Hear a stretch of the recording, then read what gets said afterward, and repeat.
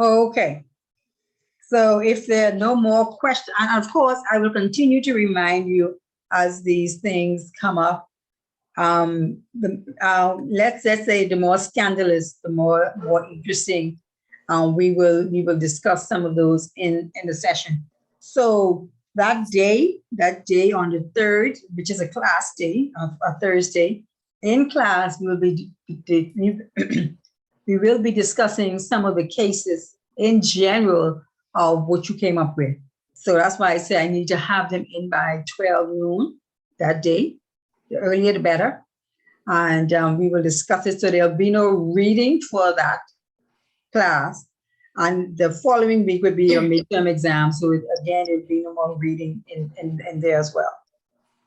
Excuse me, good evening, Ms. Fraser. Mm-hmm. Two things I wanted, you said exam is on the 10th, midterm exam? The midterm exam is on the 10th of March. All right, that's 1. 2. So when we start working on these cases, like if we do like 1-2 page, I'm gonna shoot that past you for you to overlook yay, nay, had go. We could do that. And then you could say, no, take that out. No, that don't make no sense. We need to go do more. Tell me, please, because I need help. Let me know. Well, yes, I'm available for that. The sooner you send information to me, the better. Because by the 3rd of March would be the final take. Is Night God on that list too? I'm just asking. If you want to do it, I don't have a particular list in terms of this is what I want. What I'm asking is that you choose a scandal that you want to work with or see and research. It might, and obviously if it's interesting to you, then you would take more time in doing it. But I had a list for those who were having challenges finding something to work on. So if you want to, I am having challenges, but I figured that's the only scandal I had knocking about a couple months ago. So that's why I asked if he was on the list. That is a very interesting scandal. Very interesting scandal. And so he could be put on the list by you deciding that you're going to do it. Okay, thank you. So am I putting that down as a yes? Yeah, I guess so. You could put them down as a list.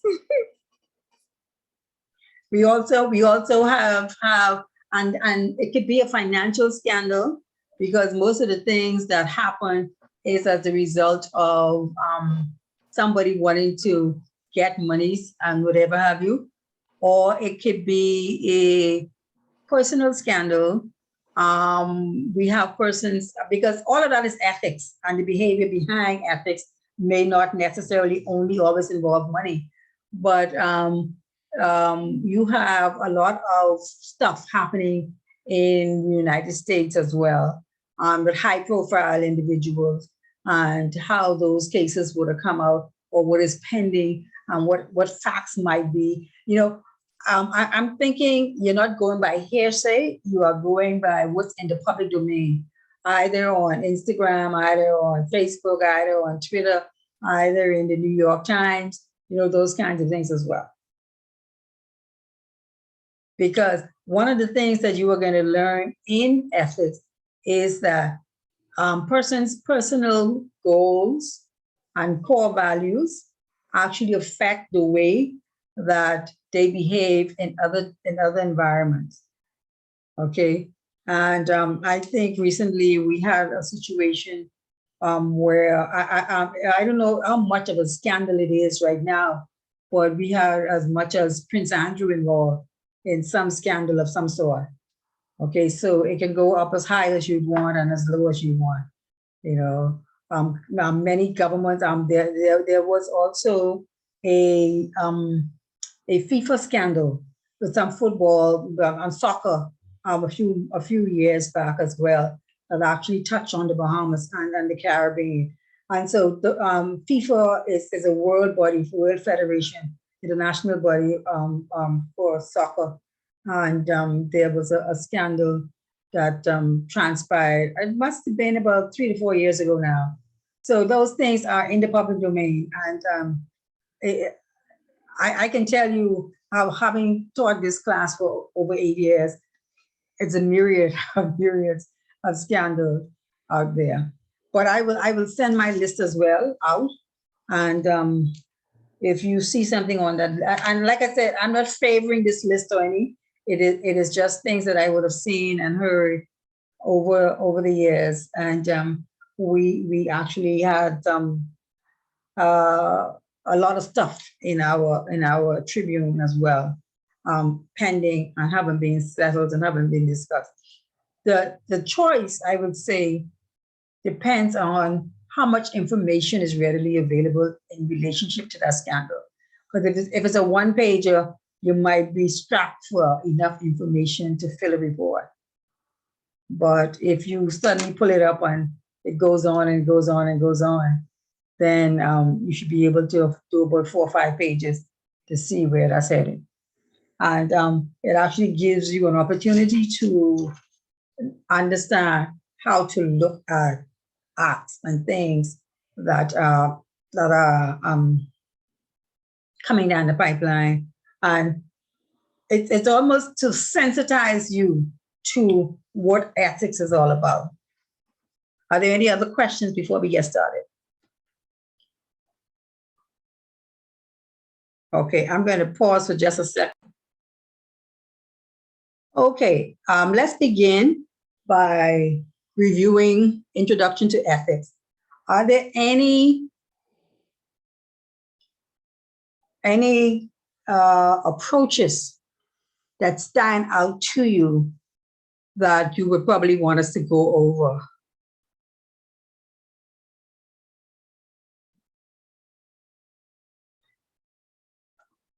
How much of, in that particular chapter, we need to explain what is ethics and the different approaches to ethics.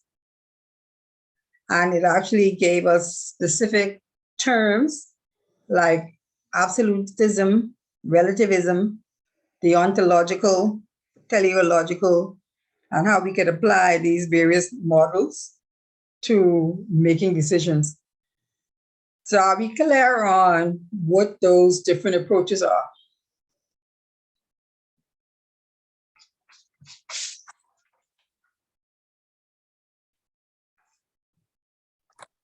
You can go over those for me, please. Okay. The main thing about chapter 1 is that ethics, the whole idea behind ethics is that it is considering what is right or wrong and whether the conduct of an individual or organization is good or bad. And the answer is usually, it depends. Because there are different elements of judgment involved. And people are now becoming more conscious of the impact of their action on not only themselves, but the organization in which they work and the society in which they live. And we also discussed last week how some companies have a code of ethics or basic core values that speaks to you being an employee of theirs. Yes, between 9 to 5, 8 to 4, 7 to 3, but also in your private life, some of the things that you might do, it can impact on the organization.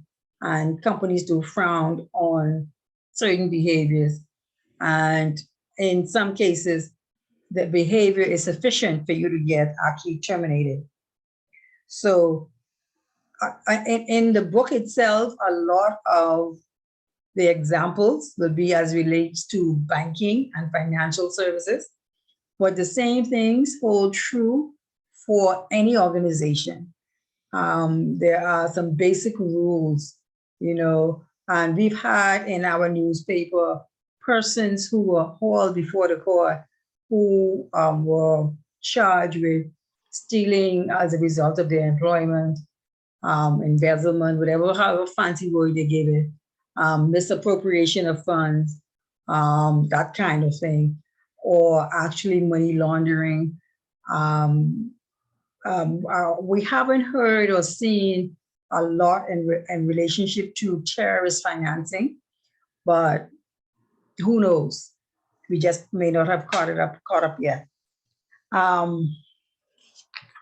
The other thing about ethics is that the persons need to be on the lookout out, because ethics defined will become the law of the land.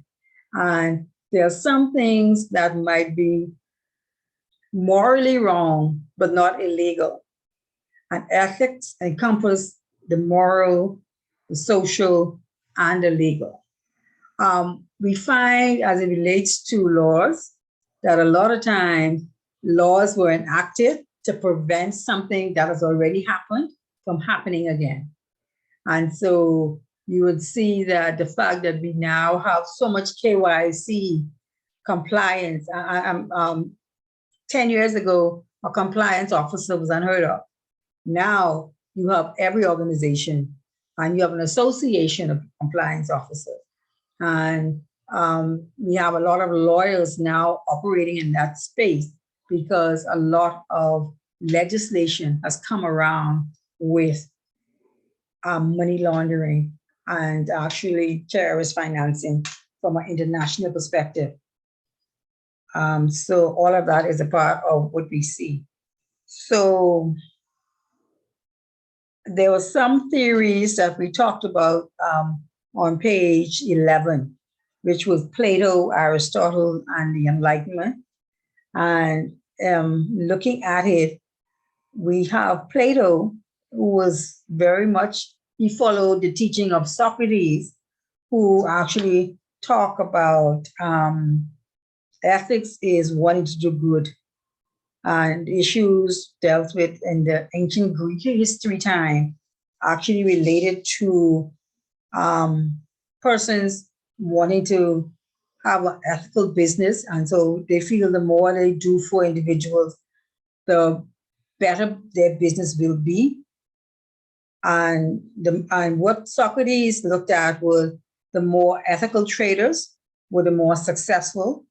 And so they were trusted by customers, and then they were referred to the customers.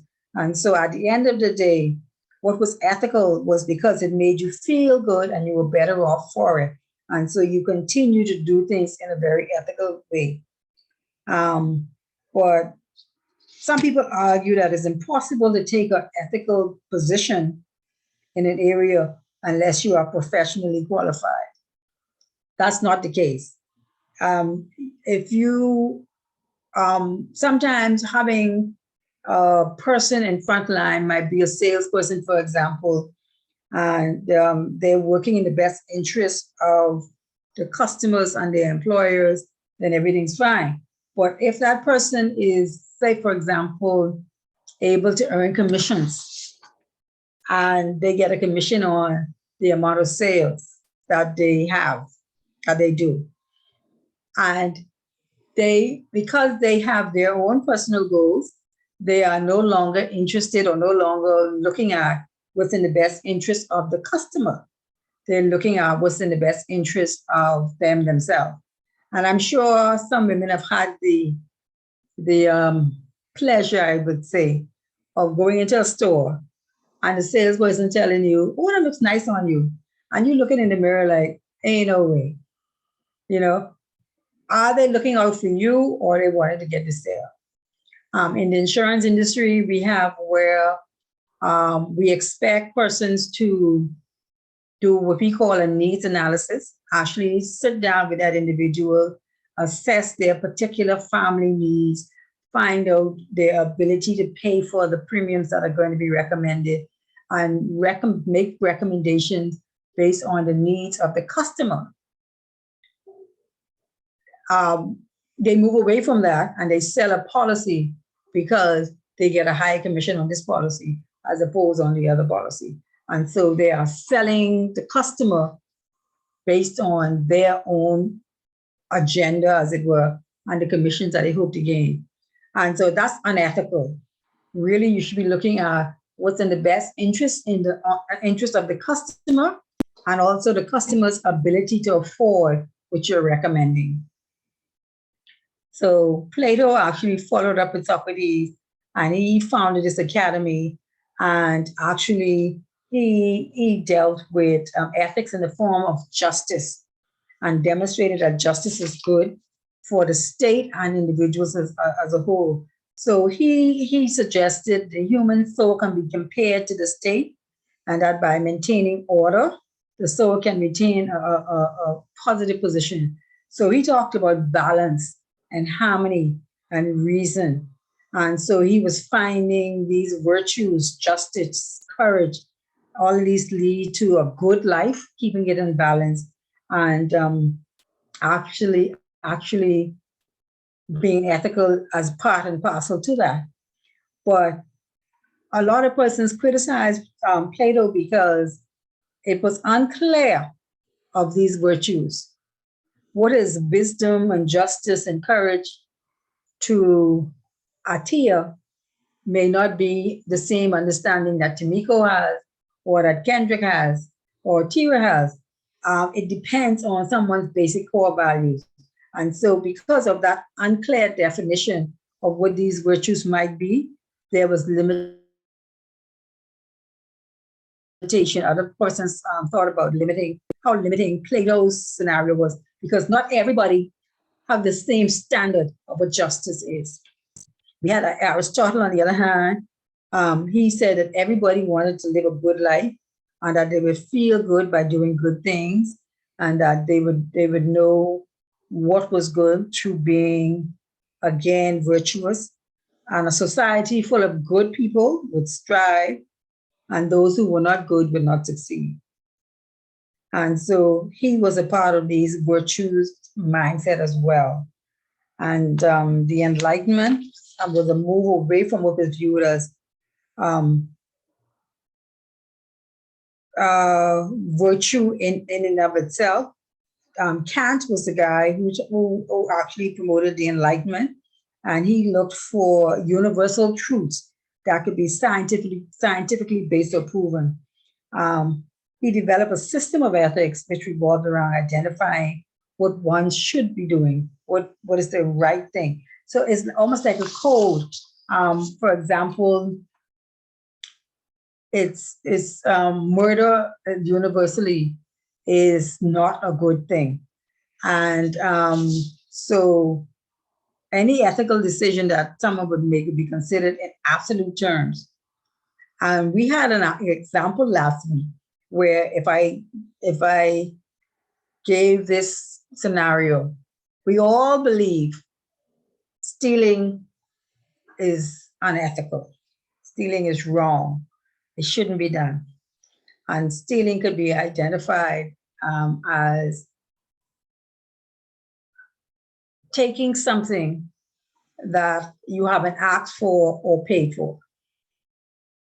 And the example that I ended up with last week was, how many of us, or I should say how many of you, would go into a food store and eat the grapes in the package that at the store? You haven't asked for it.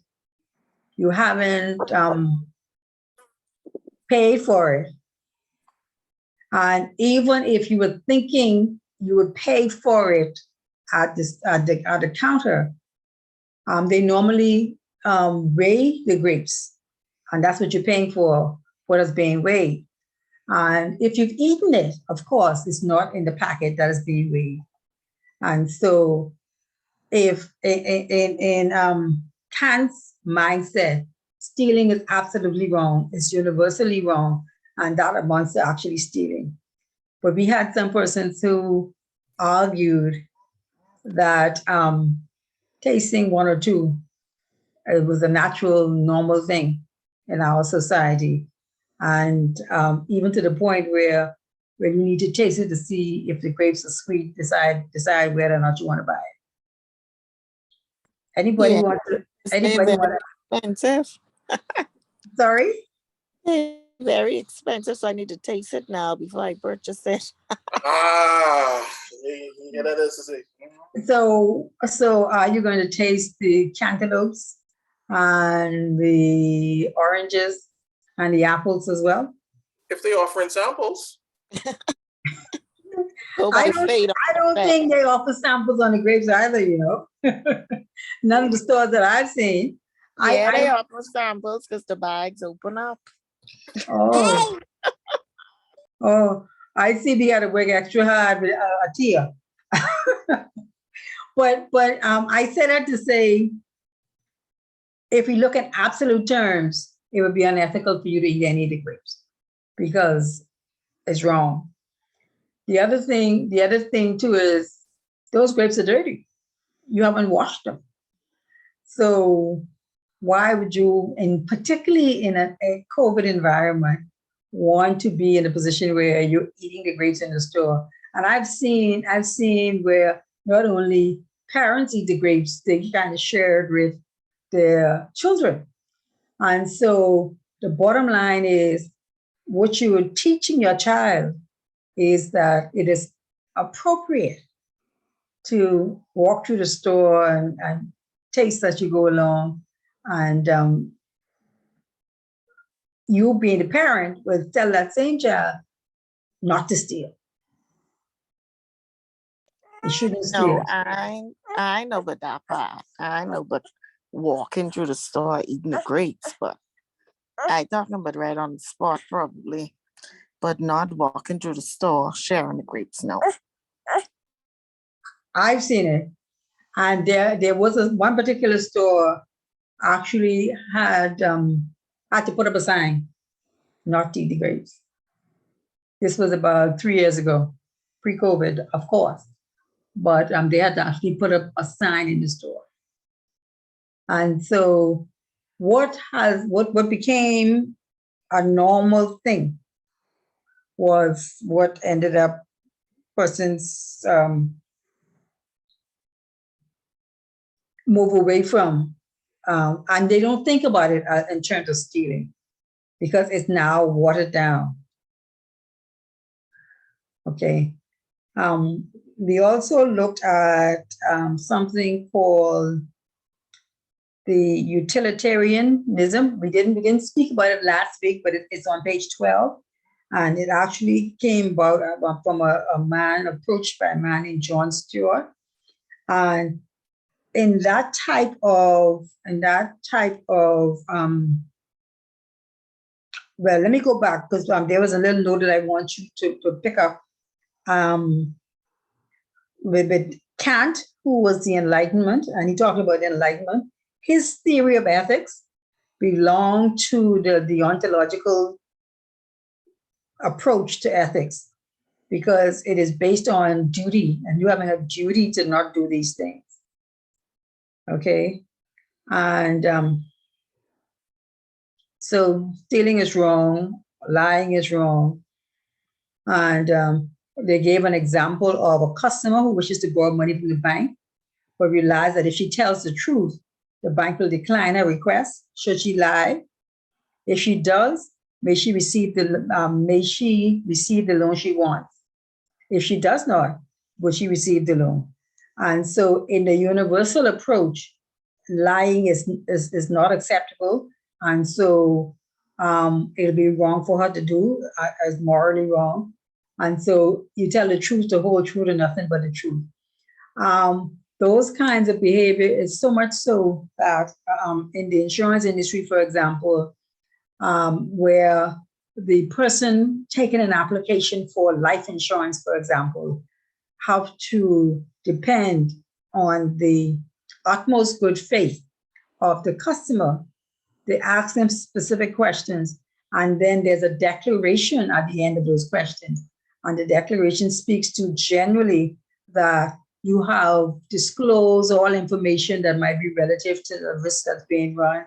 You haven't withheld any information that might be material, and all the questions is complete and answers correctly, and they make you sign that declaration. Why they do that is because if later on they find out that there's a claim, either medical or life claim, where it's found out that something was not disclosed that might have affected the underwriter's way of accepting the risk it ran, then that claim can actually be avoided because there was a non-disclosure of a material fact. So those things are what organizations and people want to look at, where they say, we expect you doing business to be very truthful. So Kant's theory falls under the ontological approach to ethics. Excuse me, Ms. Breakout. Sure. Hi, sorry. Would you just finish saying in reference to insurance, you don't feel as though it's the organization or management that causes the staff to do unethical things? And that's, most of them work on commission, if I'm not mistaken. The more policy you sign up, more money you make. Yes. But there are other commissions job out there. The fact that you work on commissions don't mean that ethics comes from, I've been in the insurance industry for 43 years.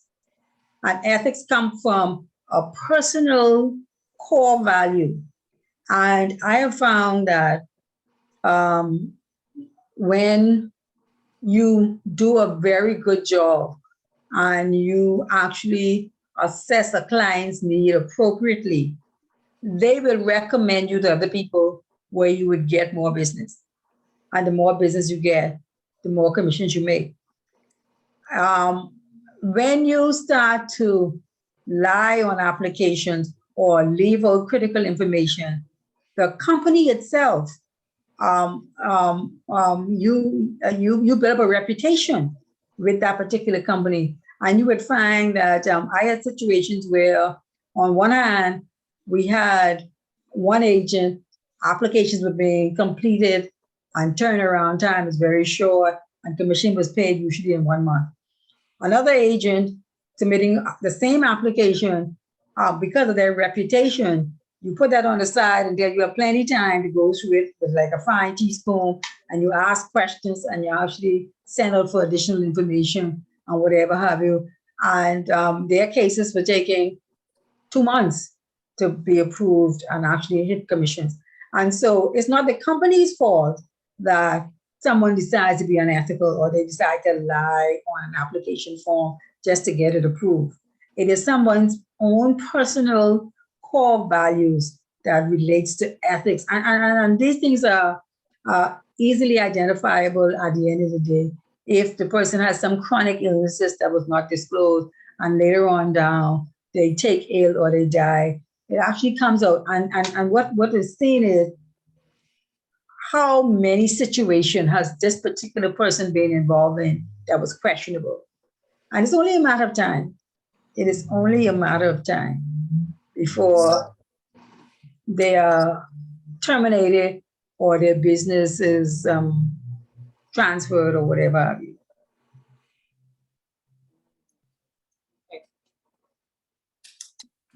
You also had some banks a few years back will actually pay a bonus to persons based on how many loans they actually book. So if the person then decides, well, if I see you had 15 loans from one particular company, where they brought in job letters from one particular company, I, as your manager, would wonder, well, how is it that all the loans that you've booked, these people all work at XYZ? They just do that. In the back by us, 1 get, 10 them boys get. You only need 1. You only need 1. And then they send a message, and when you look, you see them coming in one by one for letter, 1 by 1. Yeah, they come for a letter. But my question is, say for instance, the bank is John Brown and Company Bank Limited. And in John Brown and Company Bank Limited,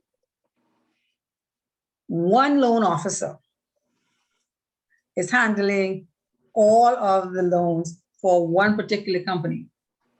I would have a question. I would do an investigation. That's a red flag. Because if somebody comes in with a job letter and say, I want to see a loan officer, the next available loan officer will see him. No, Miss Fraser. What happened is you sent me out there to get some loans on the book. So what I decided to go to John XYZ Bank, decided to go to Miss Fraser Insurance Company and solicit loans for the bank. So because I am the one actually doing all the legwork, those are my customers. So I am going to get the credit for all of them. Now, if it's too much, then I could ask for assistance from another loan officer, because at this point, the officers are on that bonus regime, and they have to make targets. So they want to make sure they meet their targets for that week. And if I have access, then I can pass it on to Tamiko. That's how they do it. That's how it works. And, Yes. and what I'm saying is, if I was the manager inside the place, I would be asking you some questions to make me feel comfortable of what is happening. You know, the So manager gets bonus too, right? So he glad you get them couple customers. Yeah, you putting stuff He on. bonus higher than mine. Right. And so but I again, make sure. again, the fact that I ask questions don't mean that the loans are not legitimate, you know. What I'm saying is that it raises a red flag, which means somebody should go and ask some questions. Somebody should speak, because, okay, what if, let's take the same scenario. Fraser and Company Limited, my HR person, I'm in charge of HR. And I say, I'm working with Tira. Tira is the loan officer. And Tira is working with Tamiko, who is the manager. Now, Tira says to me, the amount of people who get loans, and you do the background work for me, give me the job letters, I could give you a little handout. Okay? So suddenly now, I go into my organization and I tell these guys, listen, Christmas coming up, you're leaving 5,000 or you're leaving 10,000. Give me all your paperwork, because I have everything in the files. Okay? You don't have to worry about it. I got my friend at the bank who can make sure you all get loans. And so the regular due diligence that would ordinarily be done, I'm not doing. I'm just pulling from the file where they live, their job letter. Some people might end up, the guy might have just left us. He's no longer working with us. And I getting a kickback from how many loans I, as the HR person, put through the system. And a lot, depending on the level of occupation, it could very well be, man, I just need this $10,000, I need this 15,000. There's a campaign going on right now. No employee is going to turn down that if an HR manager says, come here, sign this, sign that, bring your paper, bring your document, and she's going to come back next week or you just had to go into the bank and get the money.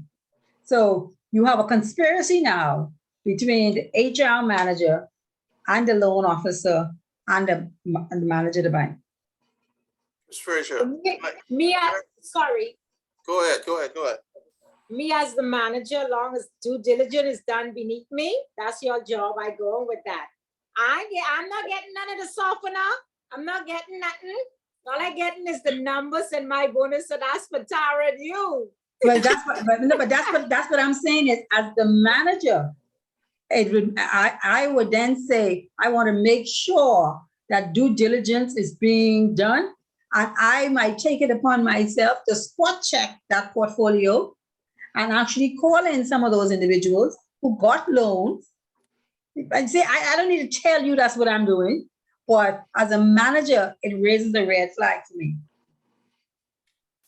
Kendrick, you had a thought? Yeah.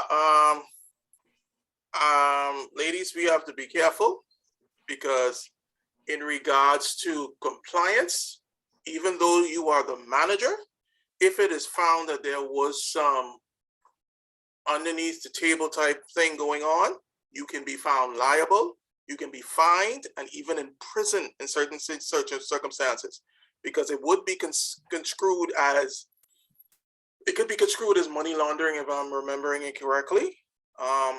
But on the next end, Ms. Frazier, I think a lot of institutions, what they're doing right now, and they're encouraging this type of behavior.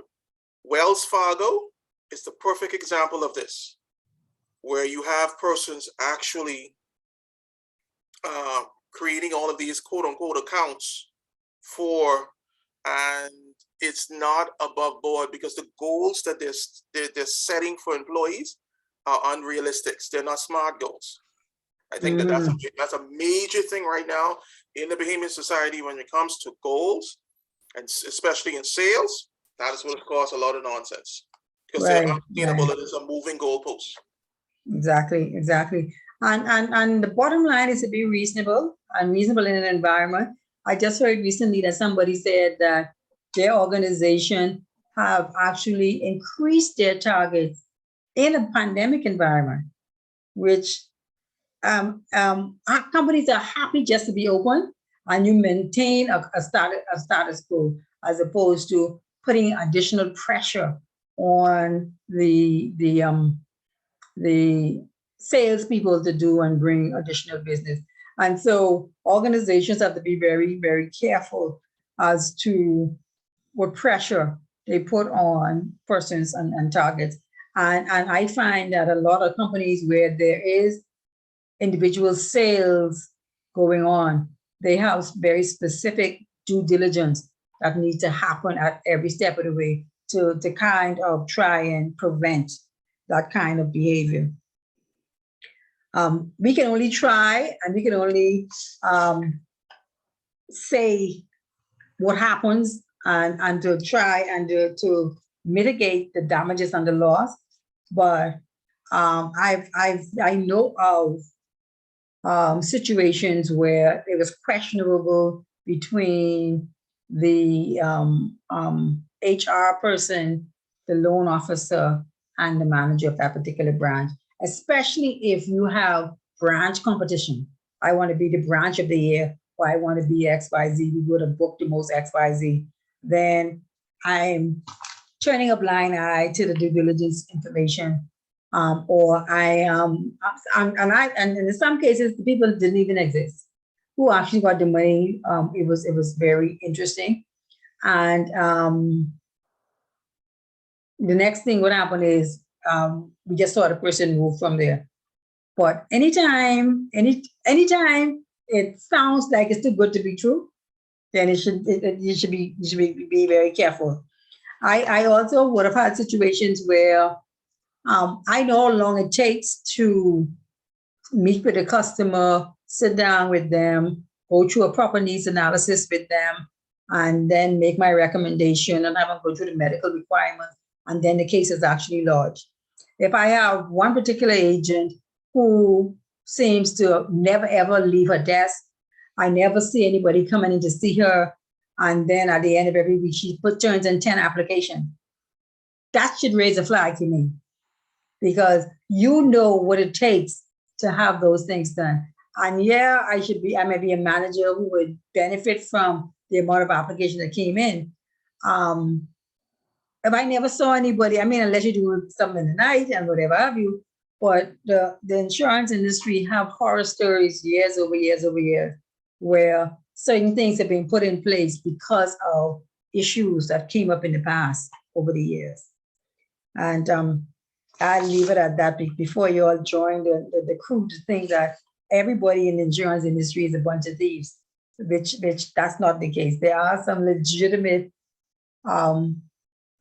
good agents out there, and you could always tell when they're asking you particular questions as it relates to you and your finances and what you want to see happen and how much can you comfortably afford, as opposed to I'm recommending this, I'm recommending that, I'm recommending the next thing. Those recommendations should only be based on the questions and answers to what you've given them. Ms. Fraser, one more thing, then I can stop. You know, with some of these insurance agents, I won't say company, agents, if your loved one was insured and your loved one died, they question the children or the family, where are you gonna go? Who are you gonna go with, whatever. And you know, when you walking in the funeral home, they walking out because they get to hook up with the people to the funeral home and say XYZ coming to you. This what their insurance amount is. So this how high they could go. I'm just saying. Okay. Okay. Those things happen. Those things happen.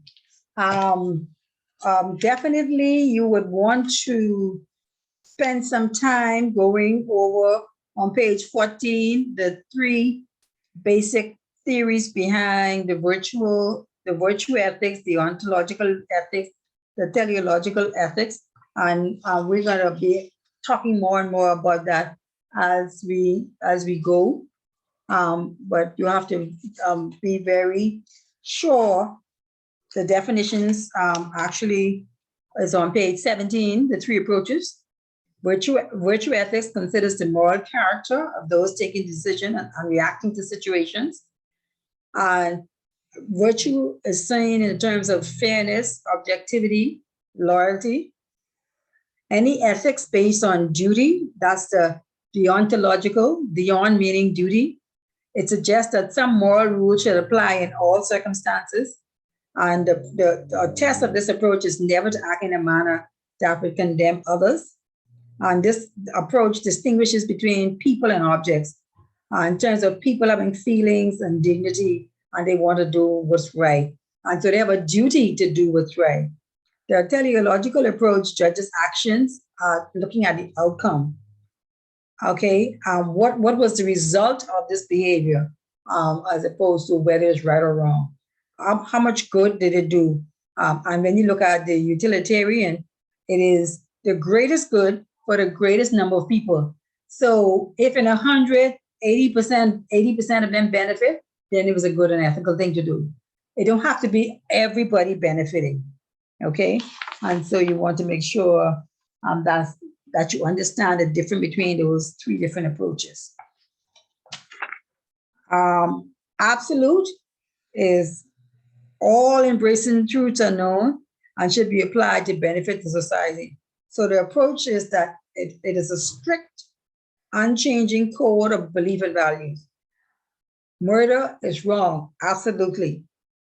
Okay, when we look at the different advantages and disadvantages of absolutism, that's on page 19, and you can read that yourself. I will go through that. The opposite of that is relativism, which is on page 20. It states that it is not possible to acquire objective knowledge of moral principles, and everything is related or relative to a particular standard. And so it accepts the differences between the rules of behavior in different cultures and different communities. And there are some advantages and some disadvantages to that as well that you want to go through and actually understand and know. And then finally, just to wrap up chapter 1, it is a lot of reading, but what I'm suggesting is you look at the objectives of each chapter and make sure you do the review at the end. And on page 27, you have the ontological approach discussed a little bit further, which we already discussed, so I'll leave you to read that. And then it talks about the limitations based on that approach. And on the top of page 29, it tells you the main problem with a duty-based approach is that one can come up with exceptions to nearly every rule. There are usually some exceptions. And so again, it goes to the case studies that you did on page 29. The first one was where they were gifts. And in that case, the earlier gifts were thank you for the business in contrast to a much more valuable gifts, which may be seen as an incentive to choose the donor as a consultant for a new program where there's a training program, there was a bid on the program. the duty-based approach to that case provides a straightforward answer to this ethical problem. The training manager has a duty to choose a course of action that maximizes the benefit to the organization. And so any gifts to nano programmers or whatever have you, it would have been unethical. And then in case number 2, if we remember, those were the case that you all did when you all went into the breakout rooms. Case number 2 was the government department, woman was copying photocopying the documents. In the ontological approach, the civil servant has a contract of employment that contains explicit or express terms, which include a duty of confidentiality. And if the employee is not prepared to accept this, the contract should be rejected and the position refused. But in addition to the clause in the contract, the employee has also signed a commitment not to contravene official secret legislation. If one regards the fundamental duty of the individual to do as I say that I will do, the individual's actions are again condemned. So we had issues with that particular case because we were thinking that she heard the minister saying something over the radio that was in contravention to what she knew to be the truth. But her duty, the ontological approach says that she has an express duty of confidentiality. And at the end of the day, it said, in that same case study, it said, but who do civil servants actually serve? Ultimately, they provide a service to the public and should act in the public interest. This employer has decided that the duty to the broader public interest is more important than the duty to the minister. But in that particular case, it goes on to say, this is a difficult issue and you will have your own opinions on the matter. Because some said yes, some said no.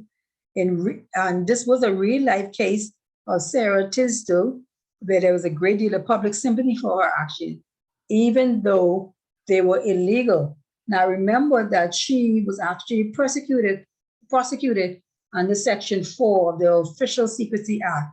So there was an act involved, there was actual law that she should not have breached. I think we did case study number 3, where she had competition, a business development manager. She actually wanted to, Maria, she had the opportunity to look at the proposal for delivering banking services for the next 3 years. And 1 week before the presentation take place, she receives a telephone call from Jerry.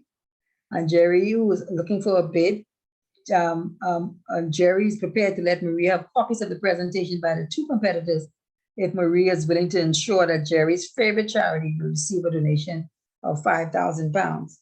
That was case number 3.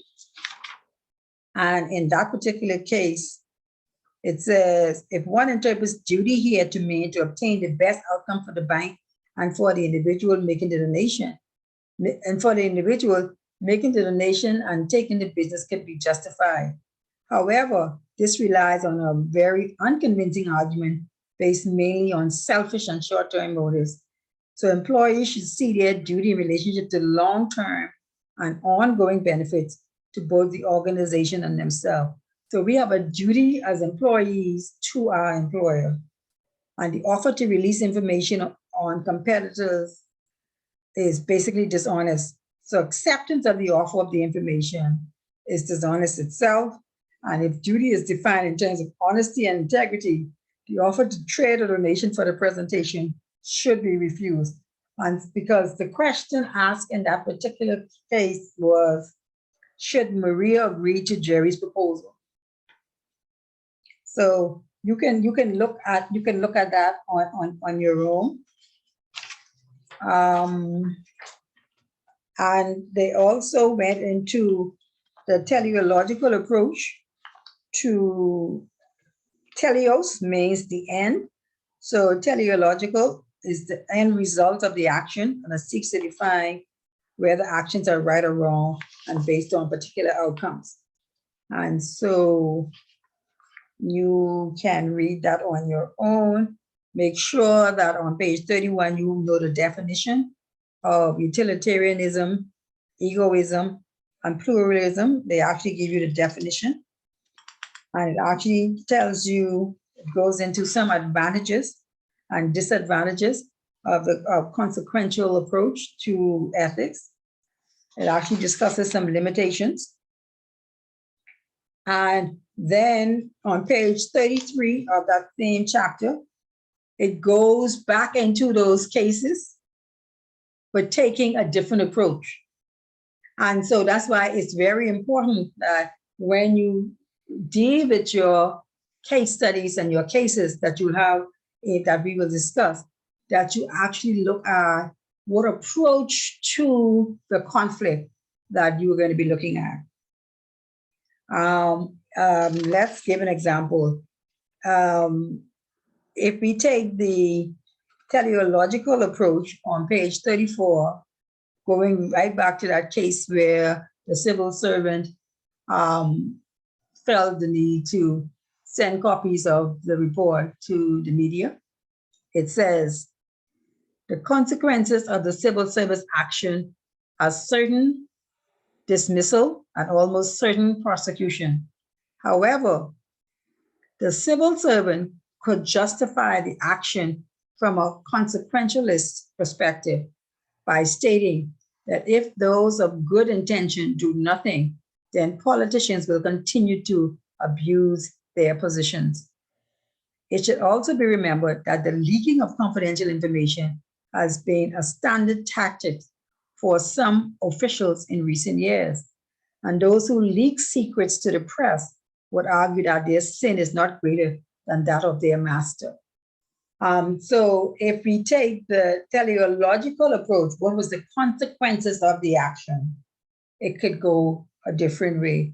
But it's amazing in our society itself, we often hear information being leaked to the media well in advance of when it was supposed to be publicly discussed.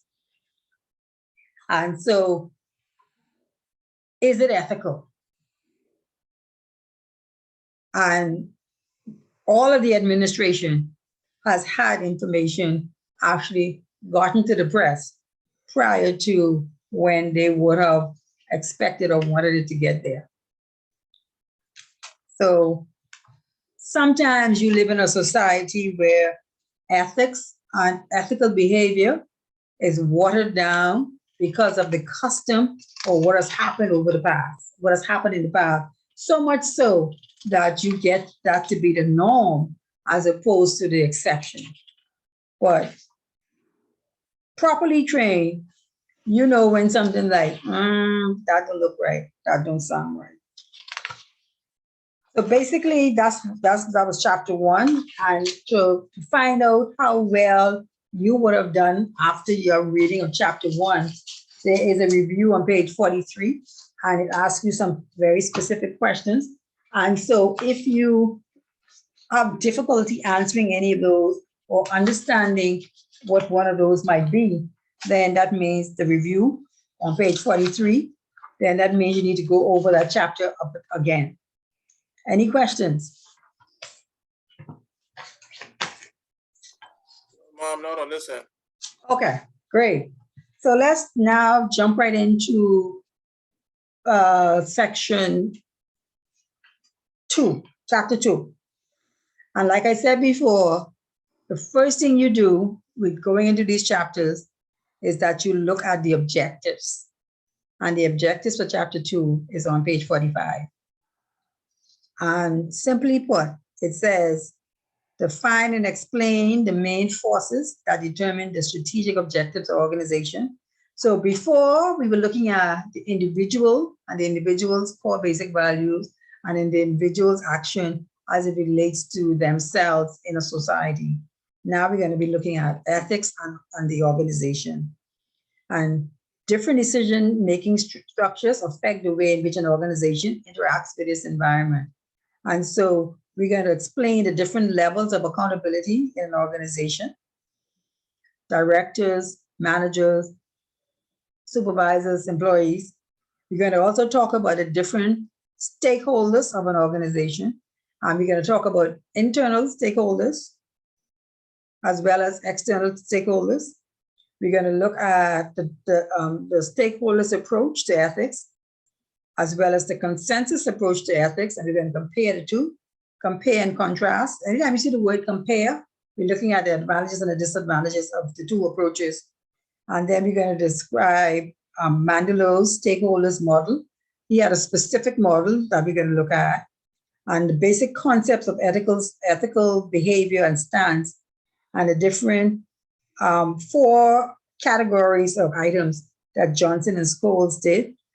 I might not need you to know specifically Mandelow as opposed to Johnson and Scholes unnecessarily, but to understand the basic concept behind those models.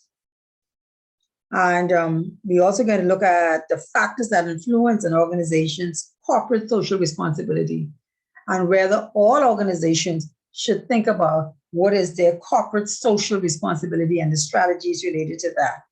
We've seen in our country where some organizations adopt certain charities, adopt certain roundabouts, adopt certain parks that they will maintain.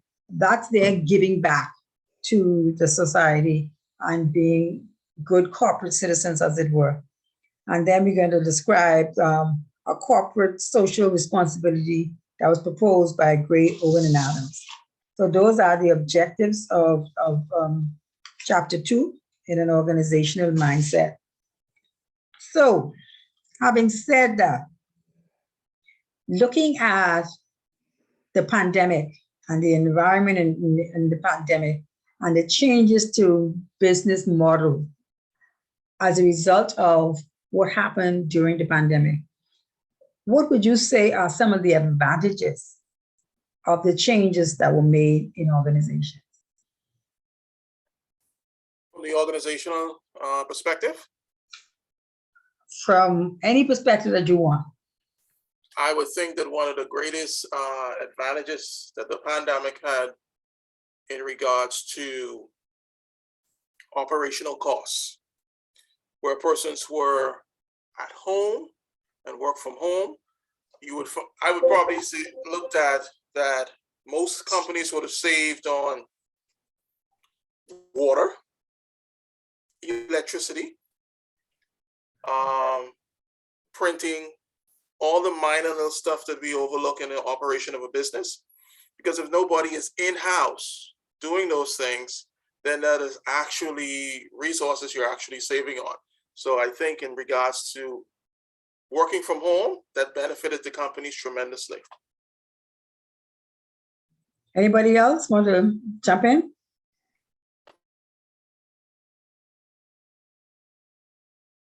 Companies save on expenses? Anything else? Would you say that some employees were more productive?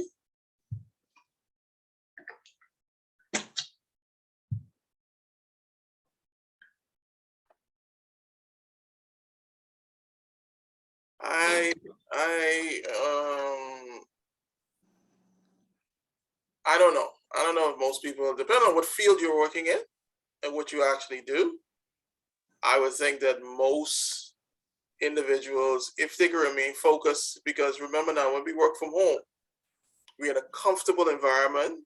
That's usually our solace. If you're not strong enough, you can find yourself being distracted. Okay, so from a company's perspective, one potential disadvantage is that the staff members are less productive. You're sitting at a desk supposedly to work now, but you have a kid at home because school is also out, and suddenly instead of working the couple of hours that you would normally have worked, you go off to do something for the kid, or you go to cook, or you suddenly see you got some clothes that you forgot to put in the washer. So there's lots of distraction that could happen that can cause the organization, cause the employee to be less productive. And so the monies that they save on the expense arm, they are losing on the production and productivity arm, or it's balancing out.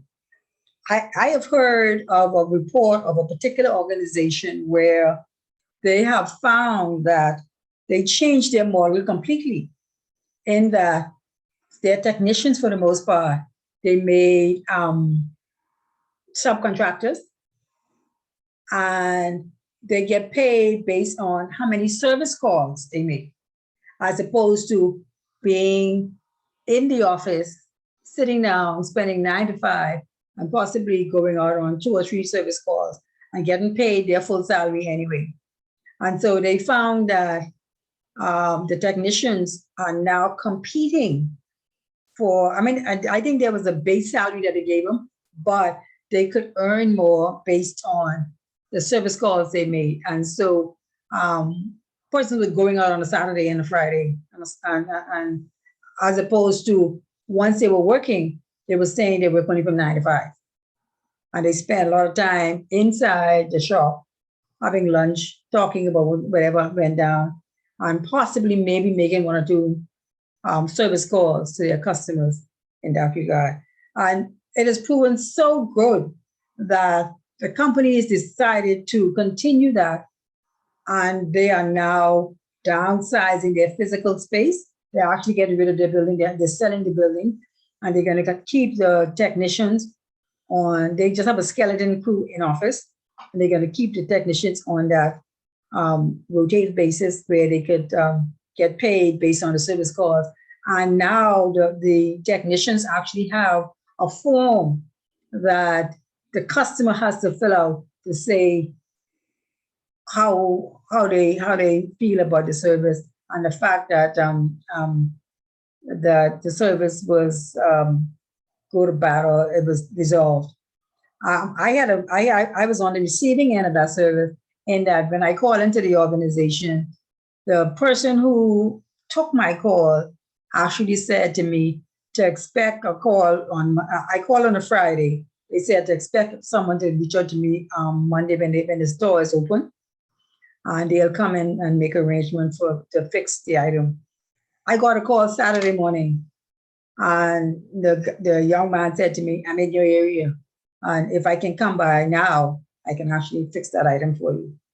And I was really impressed with how quick, and so much so that, with my ethics hat on, I had to ask questions about the operation and what's happening. And he explained to me that they get paid addition based on the service calls that they make. So the person kind of logs it in a system, and whoever's in that vicinity, or if you have one call in that particular area, they just ask, do we have any others that we can call on? And depending on the level of repairs that need to be done, his point was that the technicians are now more proactive in saying, okay, I'll take that one on.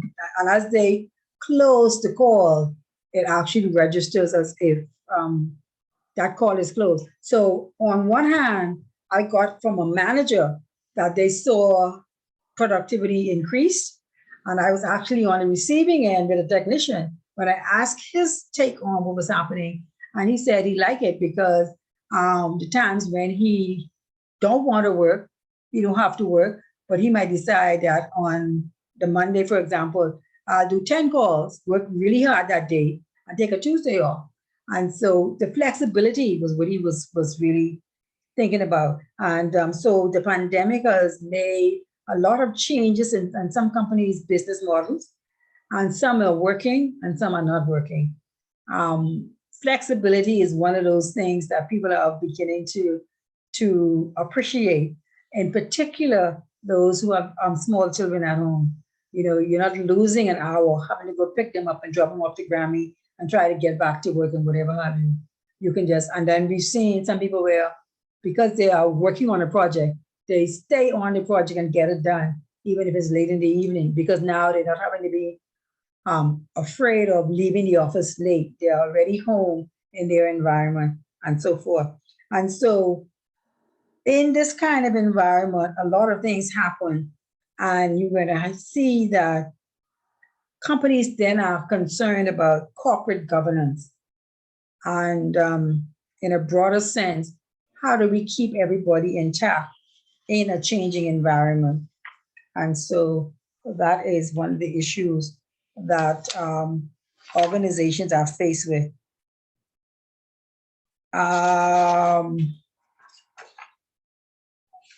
On page 46 is where we have the introduction of that chapter. On page 47, we have strategic objectives.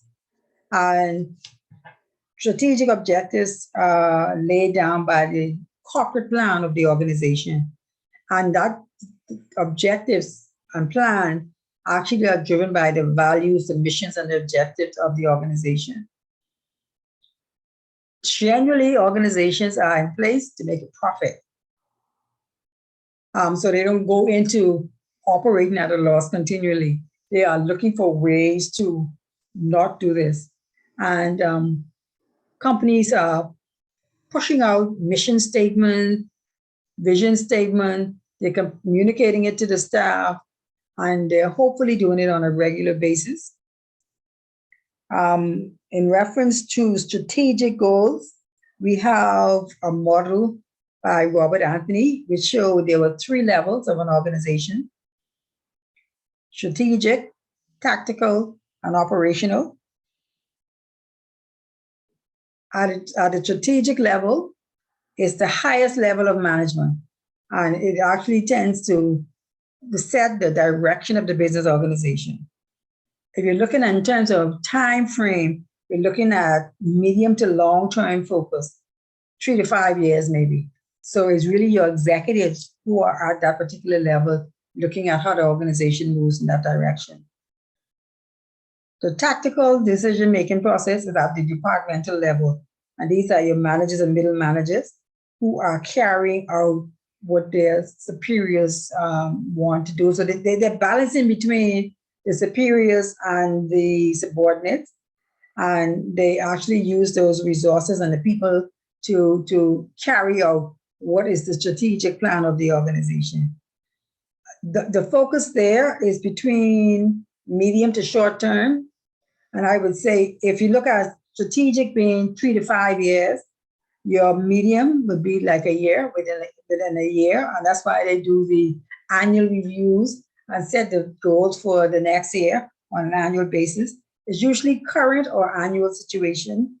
And operational is your day-to-day. It's at the lower levels of management.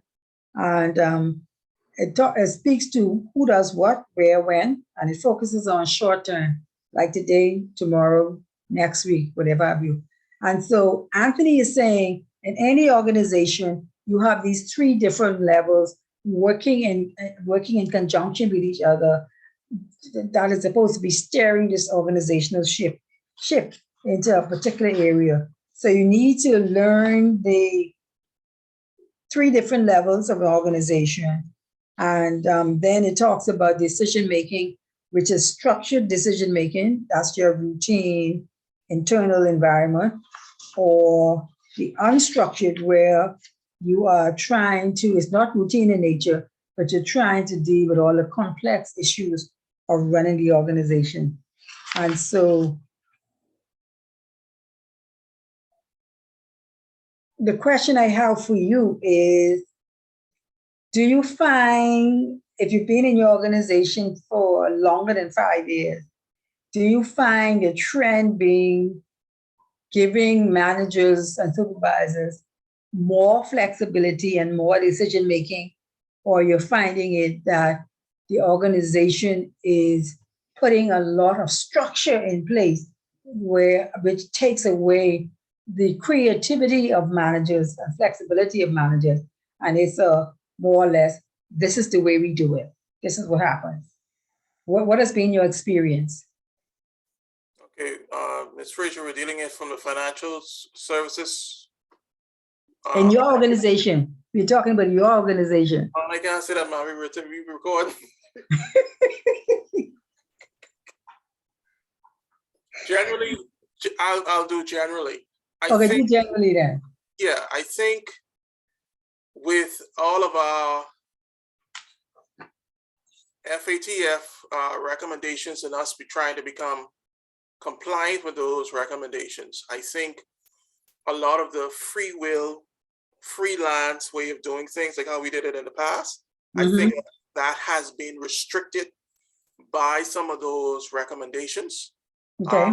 That's a good thing as well as a bad thing in certain aspects, because it could stifle your creativity on what you can be doing to enhance the business, to enhance certain spectrums of the business, how to launch out and really give it growth. I think in a way it is hampered, and in a way it has helped. Okay. Anybody else want to have a stab at it? From my prior place of employment, it was an accounting firm. So it wasn't really room to give that kind of empowerment because, you're guided by principles and standards. So you didn't really have much room for deviation. So I don't know if that's a good industry to try and see what level of empowerment they give managers, supervisors, because it's literally very structured. Okay. Okay. What I've seen in financial services generally is that a lot of the initiatives that are put on by your international organizations have actually caused more compliance, is the word, with certain restrictions. And the amount of, one time ago, we were doing a lot of stuff. Once I know generally that customer, I can do things. But now, not only can I say and have my manager sign off on stuff now, I have to actually produce evidence, the paper evidence that I've done a certain level of due diligence with every customer. Okay. And we had situations sometimes where your customer bringing him on, but now there is regulations and legislation that speaks about being knowledgeable about these customers on an ongoing basis.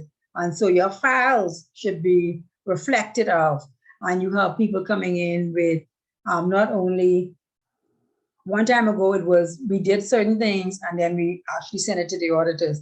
Now you have internal compliance, you have internal auditors that are answerable directly to the board and making sure things are in place before you get to the place where an external auditor is actually involved. And so you could look at different levels of compliance, as it were, as it was before than it is actually now. I think I lost somebody just now. Who was it? Pranik, I think I lost her. What about companies who are now using call centers in other countries as opposed to having a customer service interface here in the Bahamas? What are the advantages and the disadvantages of that kind of operation? Ms. Frazier, I think Tira started, let's say, ain't touching that. I'm not touching that. In my organization, in our institution, we have a call center because we're not really basically allowed to answer the phone once a customer is in front of us. So basically, if you dial the institution number, it goes to a call center that is in another country. And it's fine in the fact that you could actually get someone to answer the phone right away, but a lot of persons are complaining that it's limited, like the information or the assistance that they get is limited. So 9 times out of 10, the call center will send you or us that are here in the Bahamas an email asking us to return a call to the person that they actually had on the line. So it frustrates the customer from the beginning, because their thing is, why can't you just patch me through to a person, a Bahamian that I can understand and who can actually assist me? And a lot of times, if they can't help too, they'd say, well, just visit the branch. So here it is, they have to stand on the line for long hours because only so much customers are allowed in the branch at a time to ask a question that was so easy to answer, but couldn't be answered by the other person. So it's very frustrating for them. Okay, so disadvantages, it could be frustrating. It could be a language barrier. It could be limitation as to the real help that can be gotten from an organization perspective. That's not good customer service, but from an organization perspective, one of the advantages might be that it might be cheaper than having an individual answering those calls where there's in a high labor cost environment, as opposed to. Say it, Ms. Frazier. Say what? it. Say it. No, No, this is generic. I'm not knocking any particular organization. I'm just looking at the realities of the situation is that the Bahamas and the employees in the Bahamas work at a different rate, labor costs. Okay, and when an organization is looking to reduce costs, they would look wherever they can find it, and rightfully so. Okay, and so if that is the only driver of the situation, then the organization needs to look at not only the advantage, of course, but also the potential loss of customers through frustration. Is so you are having to balance. Am I getting a good return on my investment? And what is it going to cost me by loss of customers? In an environment where people are frustrated, not wanting to go stand online, not wanting to go sit online to deal with a question, a concern that could be easily dealt with. There were one time when credit cards were actually mailed to customers, but now you're having to pick it up in a branch. And so you're having to go online to collect your credit card. Okay. Someone should be looking at what is the return on the investment, what is the cost of loss of business, what is the cost of frustration. I also know in the pandemic environment, there were offices open, offices closed. How was communication given to the general public? Some banks went cashless, some decided they weren't going to be seeing customers. And in an already pandemic environment, was that the best time and the easiest time for the customers involved? I don't know. All of these decisions that are being made is dealt with at different levels of the organization. And it also plays into what are the basic core values of that organization.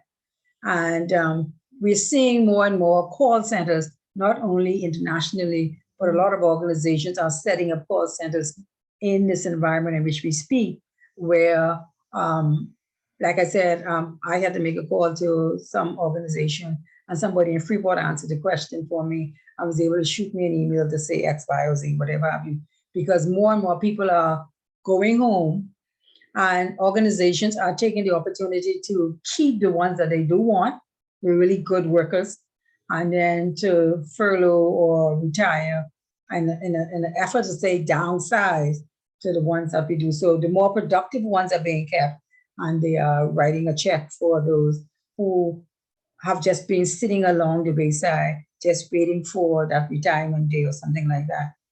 So it's good and bad on both sides, and organizations have to make strategic decisions as well as operational decisions to make things happen and to be very good with it. But if everybody is doing it, then there's no competitive advantage between one institution as opposed to the other institution. I have a difficulty when I have to repeat myself 3 or 4 times, or I don't understand what is being said because of an accent or English limitation, when in the previous environment, I would have been able to pick up somebody who sounded like me and could understand what do I mean when I say X, Y, or Z. So there's advantages and disadvantages on all ends, and organizations are expected to respond accordingly. And Kenrick, you mentioned compliance. There's different levels of compliance. And on page 51, it talks about the different levels. It gives us actually 6 levels where the constitution of the country might speak to a certain thing. There might be a central or local government responsibility, a laws laid down. There might be some regulations based on bodies. In terms of the biker and the bar association and different organizations have their code of practice and code of ethics that they work with. And then they have the financial intelligence unit that has certain things as it relates to the law. You actually have the central bank laying down certain things. And we have also 2 decisions that are being made by organizations, but it could be coming from a governmental perspective. One example that we are being faced with now, we've been given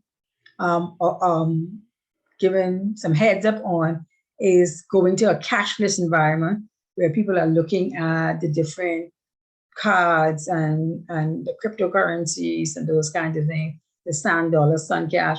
And will certain generations move towards that without pain and kicking and screaming? Or will the older people still expect to want to go in the bank and stand on the line at that particular way? It depends on the generation that you're in, how quickly you will move to these changes as things go on. And persons trust more the fact that they know they handed their money to Tomiko, or they handed their money to Tira, and they could tell you who she looked like and what she wearing, as opposed to pressing a button and the money goes somewhere. And it takes ever so long to rectify a situation once it's gone in the right direction. Keeping in mind that cyber crimes has been increasing as we speak.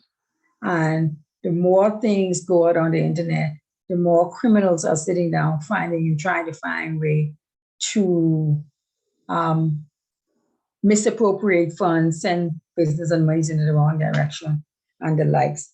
So you have to be careful on all sides. On page 52, it speaks about something called fiduciary responsibility. And what that word fiduciary means is a person to whom property or power is entrusted for the benefit of others. I will repeat that. A person to whom property or power is entrusted for the benefit of others. So the person who this property or power is entrusted to must be a person of high moral standard, because it has a high moral responsibility that goes further than a contractual relationship. And a fiduciary responsibility is a duty of faithful service, and it should be expressed in terms of a person having responsibility for this property for others. And so an employee can be entrusted with information or property for the benefit of their employer.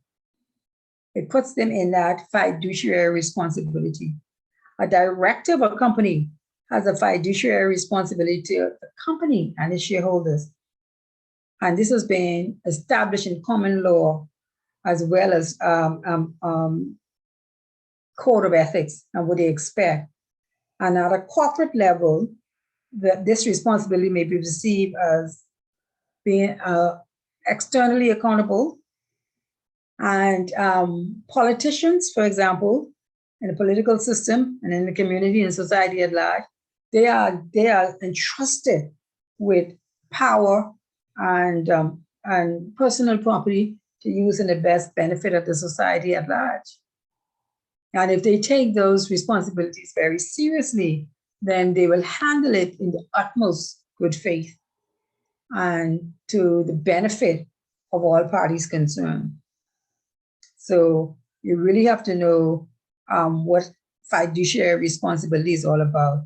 An individual in whom another has placed the utmost trust and confidence to manage and protect property.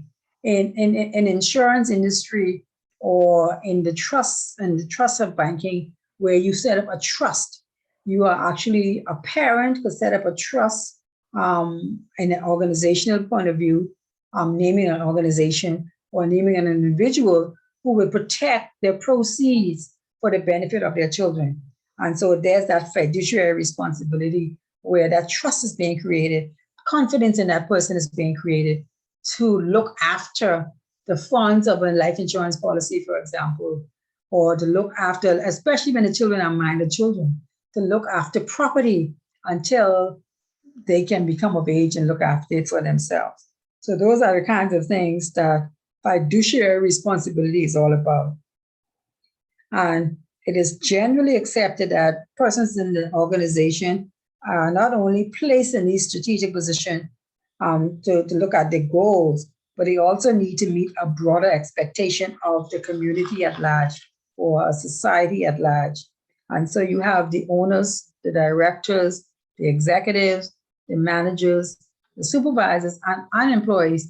They all have different levels of responsibility that they should be they should take very seriously and actually operate at the highest level of ethical standard at all times. And that is to safeguard the property of that establishment and that organization. What's important is on page 53, talk about the stakeholders approach. This is the stakeholders approach to ethics. All of these different things are talking about how we in an organization take our responsibility, our core values, and take care of the things entrusted to us. So the stakeholders approach suggests that those who are affected by or can influence the organization should be taken into account when formulating strategies and policies. So it's saying that in an organization, before I make any decision, I should be thinking about how it will affect the stakeholders of that organization. The stakeholders are affected by the organization through their products and services and the way in which it does business. And they can also influence the business through their actions, including purchasing patterns, complaints, and particularly how complaints are handled. Everybody can have a great time when things are going good, but what about the time when things are not going so good? And how they communicate and what happens. So they actually go into categorizing stakeholders, and they have internal stakeholders, connected stakeholders, and external stakeholders. So it's important for you to know that what we're looking at is all stakeholders to that organization. People only think of the shareholders or the employees, but this is looking at all stakeholders, okay? And the stakeholders that are presented here would be internal, the employees and the managers. Connected would be your shareholders, your suppliers, your lenders, your customers, and in some cases, trade unions, organizational or associations, those kinds of things. External would be your government, local authorities, the public, and then you have pressure groups. International treaties that we would have signed actually affects the way organizations do business in the Bahamas. And so you have to be cognizant of some of the changes that organizations are making is as a result of these international bodies as well. And it is as business is dependent on relationships with all these groups, it is in its interest to accommodate the requirements and needs in its formal plans. So all they're saying is you should not only look at the customers, you should not only look at the shareholders, you should look at all stakeholders in order to carry out the company's mandate. And we have a very wide appreciation for the managers and the customers, but at the same time, you're looking at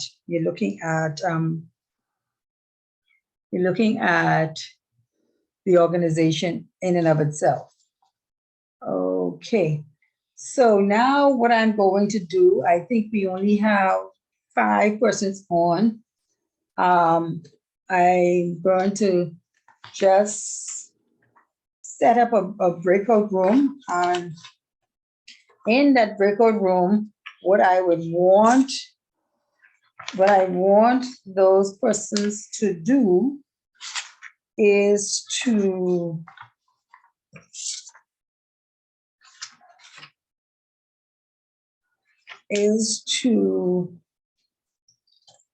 discuss for me, please, 2 cases.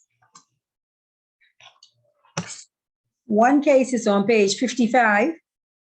That's going to be group 1, a case study about value supermarkets.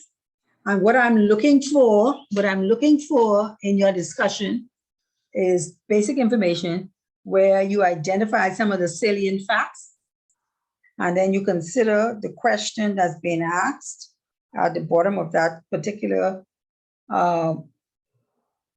paragraph. And when you come back, you are talking to us about that particular case. One is the value supermarkets, and the other case is the brewing industry, which is on page 64. So, and I'm going to try to make sure that the breakout rooms have at least 1 or 2 persons that actually have the book itself. And so give me a second to set it up.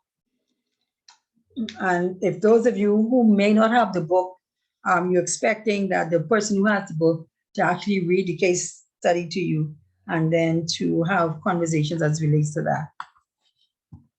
So you're going to choose someone to speak on behalf of your group. Any questions before I set up the breakout rooms? I'm just going to be using 2 breakout rooms today. Okay. Let's see. 2.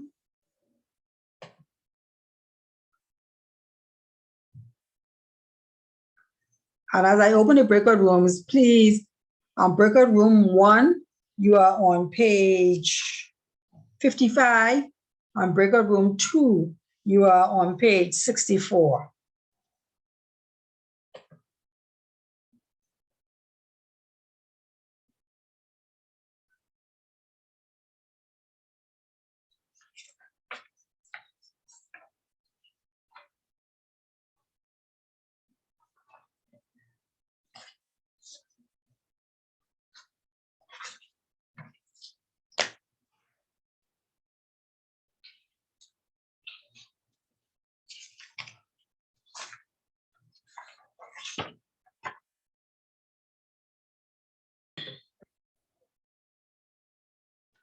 And we are back. Welcome. So how difficult or easy was it to actually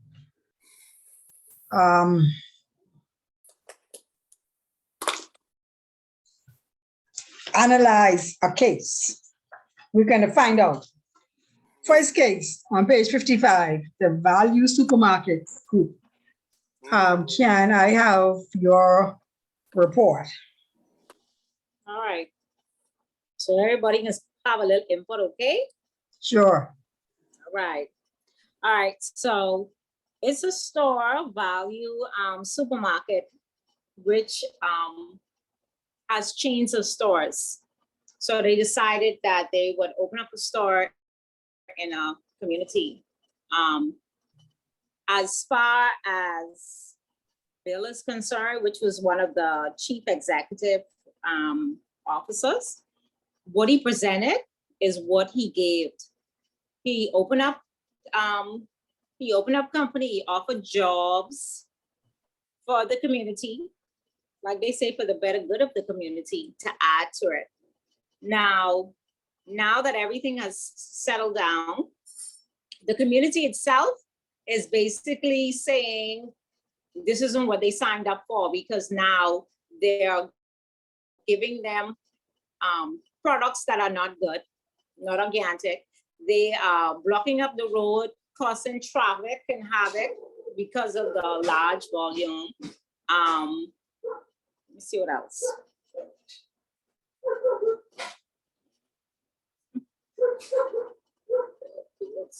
Any one of your colleagues could jump in anytime. Y'all could jump in anytime, you know. So yeah, so they're basically complaining about it. As far as Bill is concerned, we give you just what we said that we were going to give you. Like I use super value as an example. We always complain about super value prices, but yet we stay packed up inside there. So if they have an issue with the little store, the convenience store, it's obvious that they're buying them out in high volumes. These same non-good, perishable, organic stuff that's not organic, they're buying it out. So because they're buying it out, we now have to replace it. So we have bigger volumes, and that's why the stuff coming in large trailers through the weekday to block up the road, because you're buying us out. You complaining, but you're still buying us out. And now it's causing a rift between executive and non-executive, because one end is saying we're doing for the greater good for the community. And then you have Alan that is basically saying that they're not listening to the smaller people. Okay. And then I guess just to piggyback or take it a step further, we actually would have categorized the stakeholders that we saw in the case. So we had both internal and external, the external being the community at large. And then there was also an environmental pressure group in the story that would have saying that they were neglecting their corporate responsibility by offering lower quality products. Okay. And then the internal would have been the Bill, which was the chief executive officer, and Alan, who was another director, a non-executive director. Okay. Question. What do you understand as a non-executive director? He's not involved in the decision making. He just is on the board, like a silent partner. Okay. A non-executive director is a director that doesn't work in the day-to-day operation of the organization. He could be very influential with the decision-making process, but he's not employed by the company and working in a day-to-day operation. So generally, it's expected that non-executive directors are more objective because they don't have a vested interest in seeing, like say, for instance, you have a director who is the financial controller. He's involved in the day-to-day management of the organization. So he has intricate details about the organization. And sometimes he's too close to the situation that he cannot be objective. Okay? And so the main thing that I would have wanted to happen here is this. When you look at this particular case, you say, what are the facts? You have a well-established supermarket. They have a comprehensive chain of stores across the country. They want to open up these convenience stores in this particular area, but there were some objections. One complaint was that the large trucks delivering the stores, they came at times that coincide with school hours, so there could be danger to the children in the community. And several stores were in residential areas that have smaller roads not originally built for these heavy vehicles. And another complaint was that the stores are driving out the smaller traders. Then there were environmental pressure groups who have a debate about what they're doing. And they themselves had a commitment to the corporate social responsibility appears to be less than genuine, because they're saying that you're taking away products being produced in countries where they don't have this organic produce situation going on. So those are the basic facts. And then you had Bill, who says we did what we're supposed to do, Chief Executive Officer. They've complied with all the planning requirements and whatever have you, and they've given you jobs and so forth. And so he feels that the commodities they benefit a strong and reliable brand. And so the company's making money. But Alan, who is on the board now, is saying, but there's some basic genuine concerns of this minority group that is affecting the social corporate responsibility.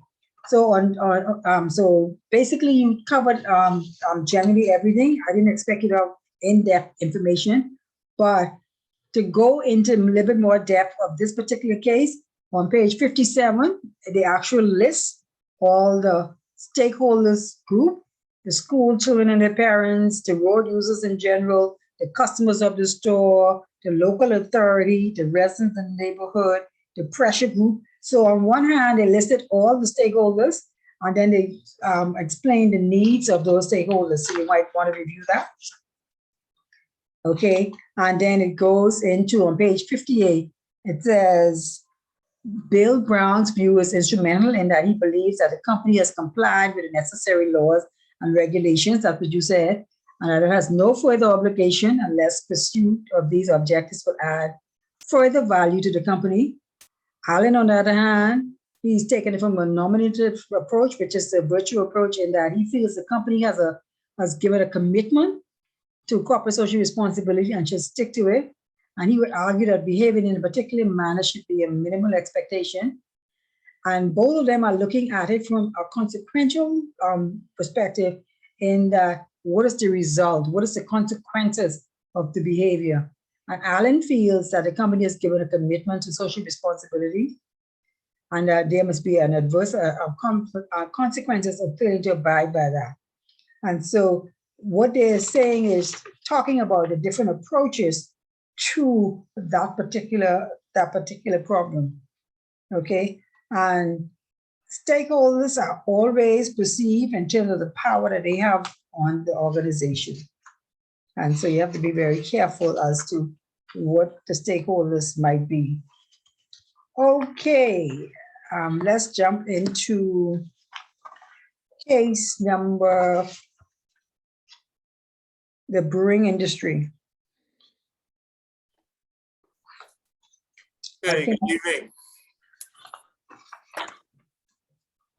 Your worship, we bring the case of the brewery industry, and my fellow learned colleagues, we bring this case to you. We present our evidence as follows.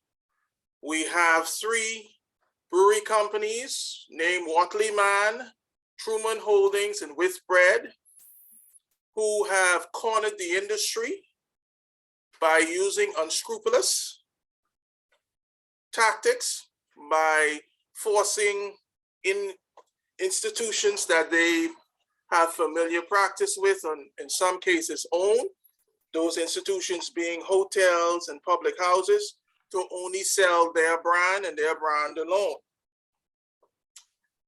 This continued for a while until we had a pressure group, that being Campaign for Real Ale, that being CAMRA. And at the same time, we had governmental and local authorities step in to alleviate them of the ability to have cornered the market and force persons to buy their product. In addition to this, what we found is that our connected stakeholders have spoken up and said that they were not interested in the taste of their product any longer, but rather preferred to have the better ale that would have tasted better. Furthermore,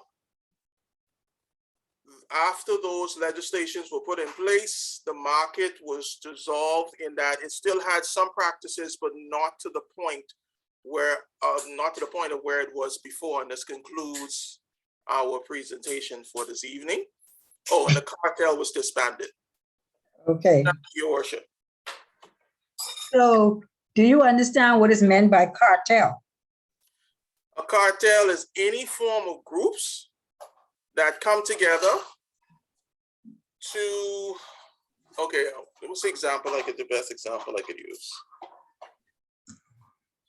When a drug cartel comes into play, they would corner up a specific market or area that they would corner off as theirs and theirs alone. Any drugs that is being pushed in that particular area would be perceived to have come from them and them alone. And that is basically what forms a cartel, is a group of individuals who corner a specific market, whatever market that may be. To add to what Kendrick has said, they actually are so strong that they can restrict practices in that industry, and they can actually bind together to fix prices and output, and in essence control the market. You know, it's almost a monopoly is when one person controls the entire market.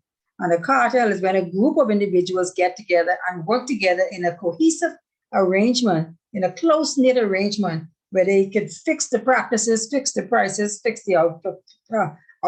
So actually, that is to the benefit of this group. If we suddenly had, we don't have it, I'm not saying that we do, and so don't get me wrong, but if we had a situation where we know hospitals, say the hospitals were privately owned, and all hospitals were privately owned, and two big hospitals got together and say, listen, we know we control enough of the marketplace that we could set the tone for how things are done and set the prices and whatever have you. Everybody who wants this kind of good care have to come to us. That would be a cartel. Same thing if we had the Supermarkets Association, we have like 3 big stores who actually say, well, we got more of a distribution site, we have more of the market cornered, that those little mom and pops, we could put them out of business because we got more stuff coming to us and we could set our high prices and they have no option but to come to us. Then you have a cartel. And so it don't have to be for a legal situation. It is actually where any group of individuals get together and corner the market and have these restrictive practices, and they can actually get together to fix prices or output or anything in that particular area. And those kinds of practices, some governments frowned upon, and they are in many cases illegal. Okay, and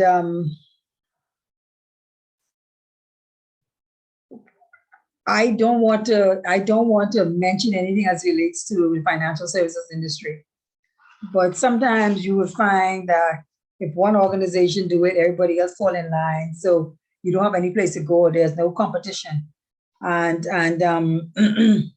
we had that in our telecommunications space for the longest while, until somebody shot up and suddenly our mobile space was being shared by other organizations. So the whole idea of this section is to, one, look at the ethical position that can be taken inside organizations, and key to this group is 2 particular areas: understanding the stakeholders and the effect of stakeholders. Also, on page 61 that speaks about the consensus theory.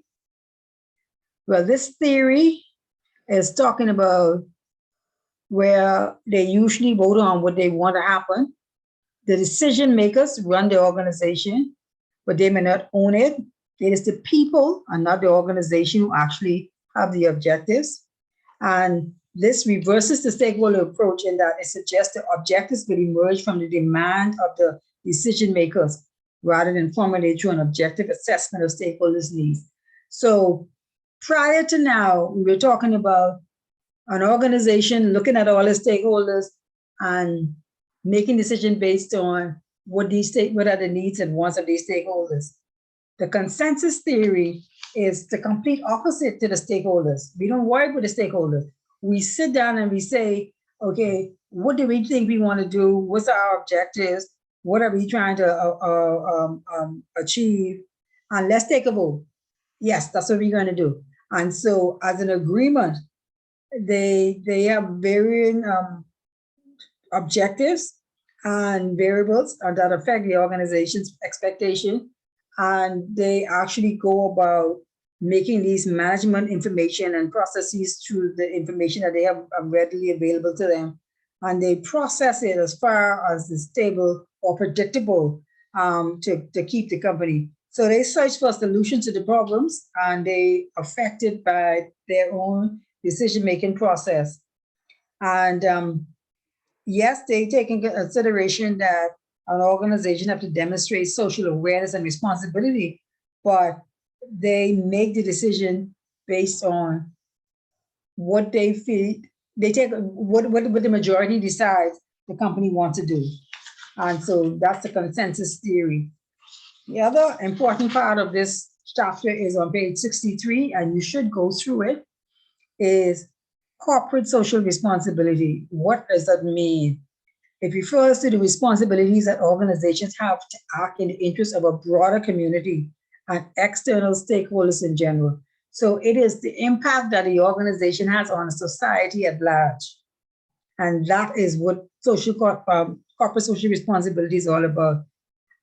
It might ignore the responsibilities of the humans in the organization itself, but it actually looks at what happens on a wider scope. And it can actually take a more narrow approach in that, say, for instance, some organizations might be only interested in the parks and nature and so forth. And it does not look at beyond the ones that they've adopted or what government might be looking at in terms of their policies. And so once they can demonstrate to the community that they are doing some good, they've done something. And why corporate social responsibility came about is because people say, you come into a community, you make plenty of money, and you don't give back. What is your way of giving back? And so this corporate social responsibility came up as a result of organizations being asked and pressured to give back something to the community in which they operate. And then in some cases, the government gets involved by giving them support through grants and subsidies and tax breaks and different things. And so like your Atlantis or your Bahama, they might take a position that we're going to do certain things to show our corporate social responsibility or to give back to the country based on some of the stuff that we could get and some of the incentives that government actually puts forward. So you have to really know, don't gloss over the corporate social responsibility. Don't gloss over your consensus theory. Understand the approach of the stakeholders' approach to ethics and decision making, and keeping in mind that all of these different approaches, we expect that they be done in ethical conduct, doing the best that can be for individuals. And there are some agencies that can affect the area that you do work in, And so there's external pressure to do certain things. I know some of the unions and when they set out to be a cooperative environment for the benefit of their members, central bank is now, they're so big and large and financial that central bank is now getting involved in saying, we want you to do some things differently or whatever have you.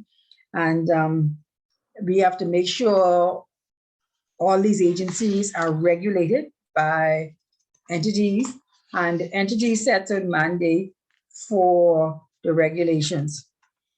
And a lot of organizations who are in the food space, what happens to the food that is not served on a daily basis? We have some food networks that take advantage of that benefit, and their corporate social responsibility stand, like Hands for Hunger, for example, or what the Hansel Group is doing, or the Food Network. Those kinds of people are able to take advantage of an organization's corporate social responsibility by collecting the food on a daily basis and making sure that persons who really need it, they actually get it. And so again, we want to look at how it all ties in to what we've been discussing. Keeping in mind, and those of you who have not gotten your book as yet, by way of review, what I will say, and I think it's a good time for you to do it in chapter 1, and you all can go back to it because it'll actually help. On page 14 and 15, we have 4 cases, 1, 2, 3, 4. But behind those cases, the 3 approaches to the same 4 cases. And so it helps you to differentiate between the approaches. If you look at the same 4 cases, starting on page 23, it have case study number 1. That is looking at it from a virtue ethics perspective. What if I took the virtuous approach to those cases? What would be the result? And they have all the reading in the back of it. And then on page 27, where it starts with the ontological approach, it goes again to those same 4 cases on page 30, 29 and 30. What if we took the ontological approach to those same 4 cases? So you see what I'm saying? They're giving you the different approaches in practice. And so you are able to see how it changes slightly the decision based on what approach is taken. And then on page, let me just see where that begins. On page 34, so you can read that. It starts with page 33. You come back to the same 4 cases, but you're now looking at it from a teleological perspective. And so that gives you practice to see how those 3 different approaches are different from each other. And based on the approach you take, it can be ethical or unethical. The stance could be ethical or unethical. And so it's very important when you're answering case studies that you look at, are you looking at it from a duty-based situation? Are you looking at it from a virtuous situation? Are you looking at it from a consequential perspective? If the food stores in these other areas meant that foods were more available and readily available to the wider community who has a problem with getting sufficient food, then the good that is caused for making food available to a greater number outweighs the inconvenience of the big trucks. You see? And so this is how you want to answer all of your case studies that you're going to get, depending on the approach that you take. Now, having these 3 approaches, there's also the position that there are some things that are universally accepted. And you could take, even though this might be the approach, if I took the absolute perspective, then this is a scenario. So always answer in reference to the approach that you will be taking.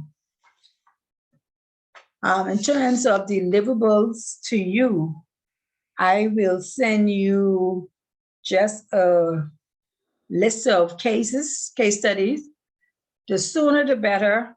If you're interested in sending information to me prior to the deadline, feel free to do so, and I'll be more than happy to guide you along accordingly.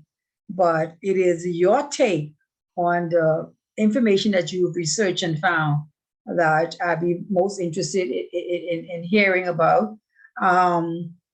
Basically, in a report scenario, I would be looking at that I can understand the information, but I will not be marking specifically grammar necessarily, or the fact that you left off or one or two things, but please spell check, please lay out as best you can. And I've given you already what I'll be looking for in your report. What are some of the things that I would expect your report to include?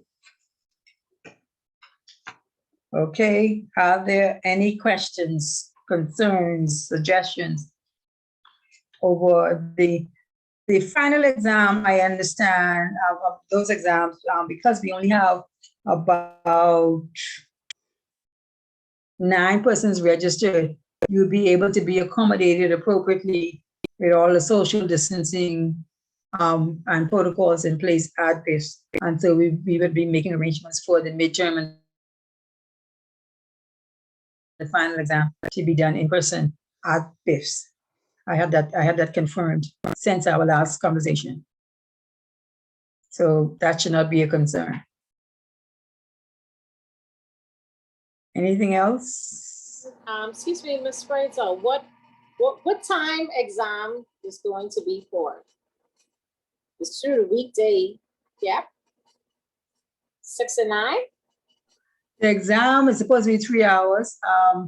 Depending on what's happening, we can, I don't know if persons are available on a Saturday, but I'm sure we can make, I mean, if, in other words, if you prefer not to have a night exam, we could probably see if we can get a Saturday and someone to invigilate at that particular time, and we go from there. Okay. But as we get closer to that, I will actually see what options we do have. Other than that, the midterm could very well be, and this was a discussion, so I'm not sure yet.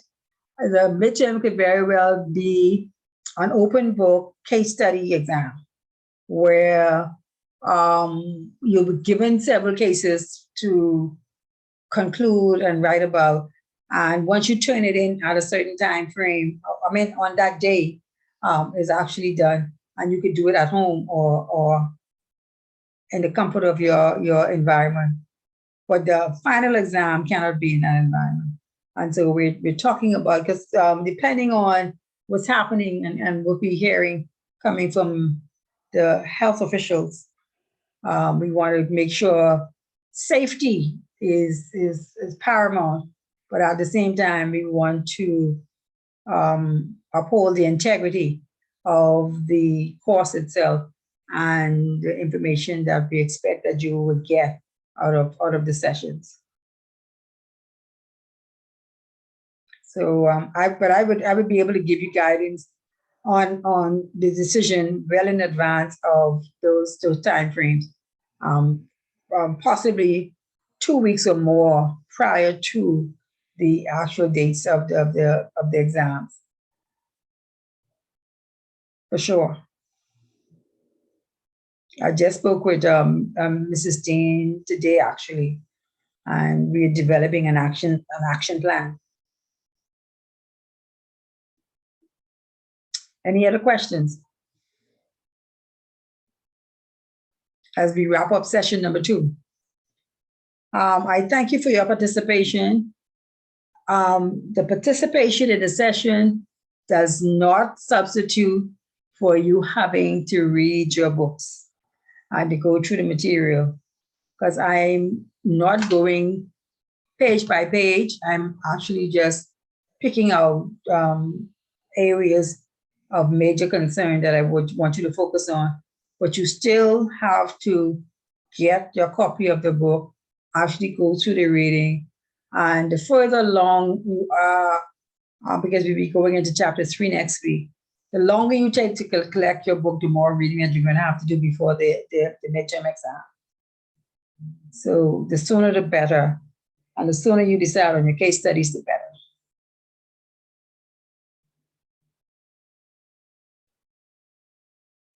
Any other questions, comments, suggestions?